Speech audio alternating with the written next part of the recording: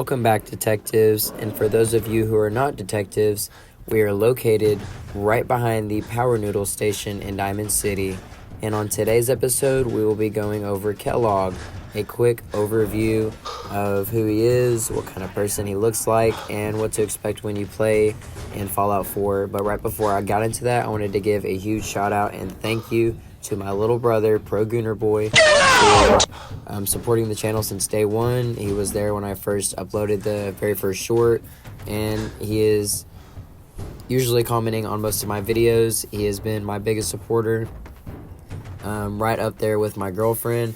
I just want to say thank you to her as well. She is my video editor. She doesn't get paid. She just does this for just the pure love of creating things and trying to help me get this done. So I just want to say thank you to my brother and my girlfriend for supporting the passion that I have for this, and we'll get straight into it. We wanted to just talk about what type of person he is, where he comes from, why he does what he does, and I've been pretty interested in him, done a recent playthrough, and just wanted to go over him. And personally, I just watched the Fallout show, and I had got to the point where the voice actor for Codsworth was talking about how he himself and the man on the advertisements for the vaults were products. And that's where I always got to thinking, Kellogg is also a product of, well, the wasteland. Kellogg is a product of the bombs falling 200 years later, somebody trying to make a name for himself. He grew up in the North California Republic, the NCR, on the left side of the United States, and then came all the way over to the right side on the West Coast, where close up there where the Maine was, but in this game specifically, I can't remember where it's at, but we'll be going, it's in the city of Boston in Pennsylvania, where we'll be going, where he is currently in this game. And I just wanted to go over how he is a product and how essentially there are hundreds of people like him because of the bombs dropping and stuff like that. And I wanted to talk about how, is Kellogg necessarily evil? Yes, I think Kellogg is necessarily evil, but before we go into that, we need to cover the first topic. Kellogg being a product. Funny. I thought I had that honor.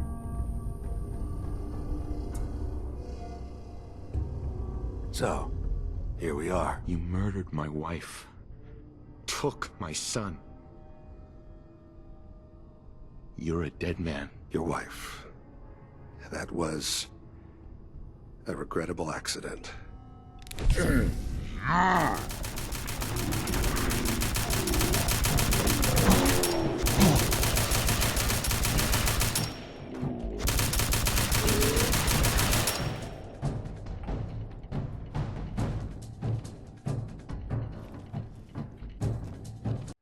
If you think about it, this man grew up in the wasteland with a ruthless father and a mother who just wasn't emotionally present or physically present there up until he ran away.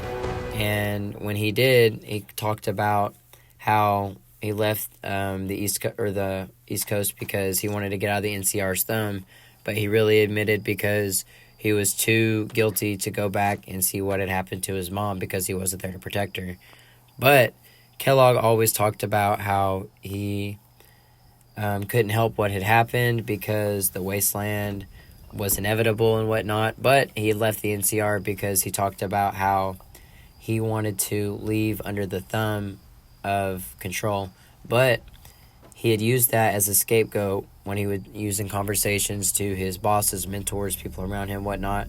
But in reality, we know he really didn't go back there because he was too afraid to see what would really happen to his mother because he had left.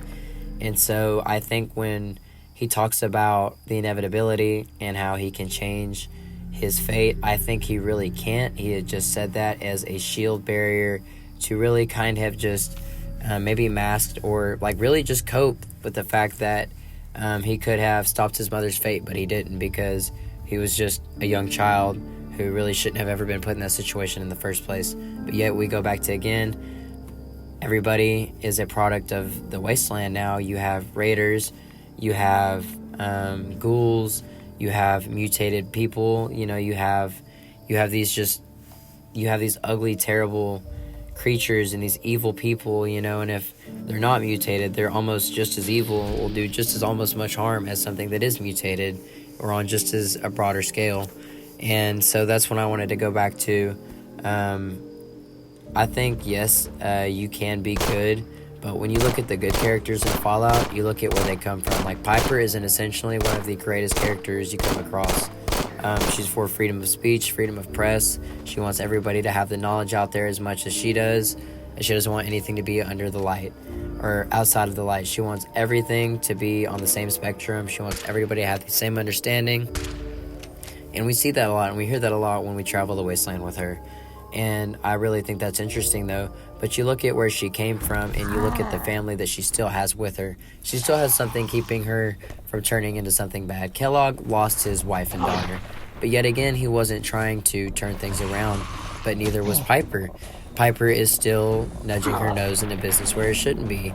Specifically, Mayor McDonough being a synth that put her life on the line multiple times.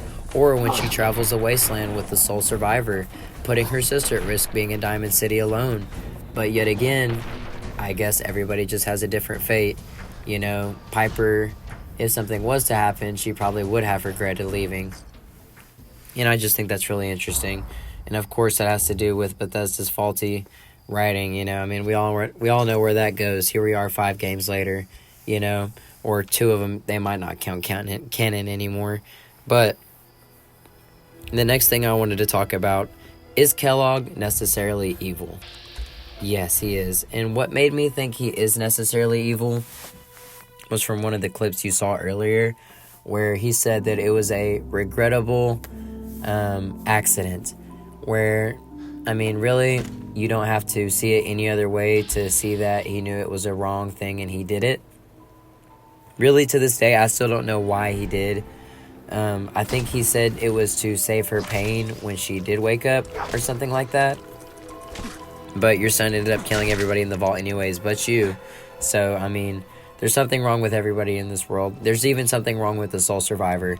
There's plenty of choices you make, and there's plenty of choices that you have to make that could be wrong, For instance, the Vault 81, where you get the mole rat disease, and so does the little kid. Well, if you give the kid the only cure, then you're stuck with the disease for the rest of your life. Well, in this game, you're only trying to look out for yourself. You don't have a vault securing you freedom or health. You're out in the wasteland, and now you have a disease.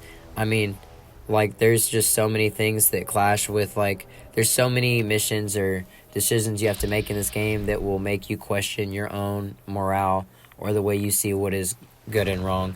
And so that's when I have to say, is Kellogg necessarily evil? Yes. And why do I think that? Is because he can recognize his own evil and what he does is wrong, and he can recognize that his own decisions in life and his own path that he carved got his wife and daughter killed. And so that is just something that I wanted to point out, that I think Kellogg is evil, and I think that he is aware of that. I don't think that him being a product of the wasteland really gives him an excuse for the decisions he's made, or the reputation he's built for himself, or the name that he wanted to have for himself so bad as a wastelander, where he could have just farmed, or he could have just been a caravaner. There was plenty of other ways to make caps safely while ensuring protection for his wife and daughter. He chose a wrong path and got them killed. And inevitably, he knew that, because he said, why would a man like me even have a daughter in the first place? That's where we go back to thinking that he said he left the NCR because he wanted to change his fate. He wanted to be in control of his own fate. But remember what I said, he didn't really leave for that reason. The real reason he left the NCR was because he knew that he was too scared to confront his dad, and he didn't want to go back to see his mom dead. So he just never went back there to confront that. So really, he couldn't control his own fate. He knew what was coming this whole time, but he still went through with it and ruined these 2 souls, and it's just something really sad to see in Fallout writing. And that's where I go with the last question. What is wrong with Kellogg? I think Kellogg is just too unnecessarily selfish, and I know that has to do with Bethesda character writing, But this man had a wife and daughter who were pretty normal in the memories that we saw, and they were pretty supportive. And whenever he brought up violence or protection, she never really was too enthusiastic about it, like some other characters might be in Fallout, and that's pretty rare when you see somebody opposing violence in a post-nuclear apocalyptic world. And I really think that there is just something pretty uncanny with Kellogg. I think he's one of those people who liked his problems in the end. He kind of liked the thrill of things, and it's just something that I think it's more of a cowardice thing. He was too much of a coward to step out of his comfort zone and try to make a living any other way.